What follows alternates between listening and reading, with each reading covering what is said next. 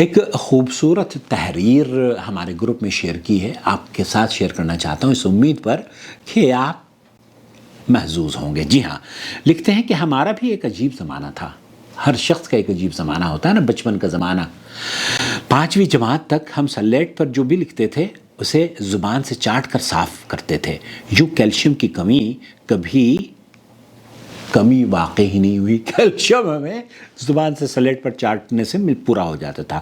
پاس یا فیل صرف یہی معلوم تھا، کیونکہ فیصد سے ہم لا تعلق تھے۔ ٹیوشن شرمناک بات سمجھی جاتی تھی۔ نالائق بچے استاد کی کارکردگی پر سوالیہ نشان سمجھے جاتے تھے۔ صحیح بات ہے۔ کتابوں میں مور کا پنکھ رکھنے سے ہم ذہین ہوشیار ہو جائیں گے، یہ اکثر بچے سوچا کرتے تھے اور یہی بھروسہ اور عقیدہ رکھتے تھے۔ یہ بچوں کی جہالت کی بات ہے۔ بیگ میں کتابیں سلیقے سے رکھنا سگڑپن اور باصلاحیت ہونے کا ثبوت ہوا کرتا تھا۔ صحیح بات ہے۔ ہر سال نئی جماعت کی کتابوں اور کاپیوں پر کور چڑھانا ایک سالانہ تقریب ہوا کرتی تھی۔ بالکل ٹھیک۔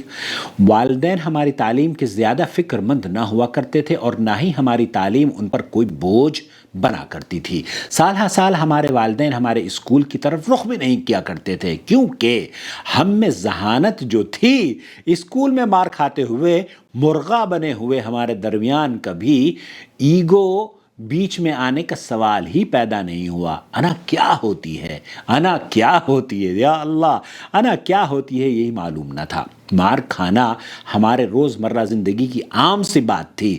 مارنے والا اور مار کھانے والا دونوں کو ایک دوسرے سے کوئی شکایت نہ ہوا کرتی تھی۔ ہم اپنے والدین سے کبھی نہ کہہ سکے کہ ہمیں ان سے کتنی محبت ہے۔ نہ باپ ہمیں کہتا تھا کہ آئی لو یو، کیونکہ آئی لو یو کہنا تب رائج ہی نہیں تھا اور ہمیں معلوم بھی نہ تھا، کیونکہ تب محبتیں زبان سے ادا نہیں کی جاتی تھیں بلکہ ہوا کرتی تھیں۔ رشتوں میں بھی کوئی لگی بندھی نہیں ہوا کرتی تھی، بلکہ وہ خلوص اور محبت سے سرشار ہوا کرتے تھے۔ سچائی یہی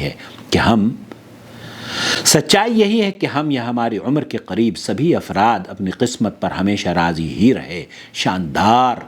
شاید ہمارا زمانہ خوش بختی کی علامت تھا، جس کا موازنہ آج کی زندگی سے نہیں کیا جا سکتا۔ لکھتے ہیں کہ یہ میرے مخلص دوست افضل حسین صدیقی فیس بک سے لی گئی ہے۔ واقعی حقیقت پر مبنی ہے، اور خاص طور پر یہ کہ سلیٹ تو ہم ایسے چاٹ کر صاف کیا کرتے تھے، اور یاد آیا وہ واقعی یہ تہوار کی طرح بنایا جاتا تھا۔ اس کے لیے کتابوں کو جمع کر کے اور پھر ان پر پرانے اخبار چڑھانا اور پرانے اخبارات پر پھر ایک کاغذ کاٹ کے چپکا دینا جس پہ نام لگانا، وہ سنہری یادیں تھیں، سنہرے دن تھے۔ کسی کو کوئی غم بھی نہیں تھا۔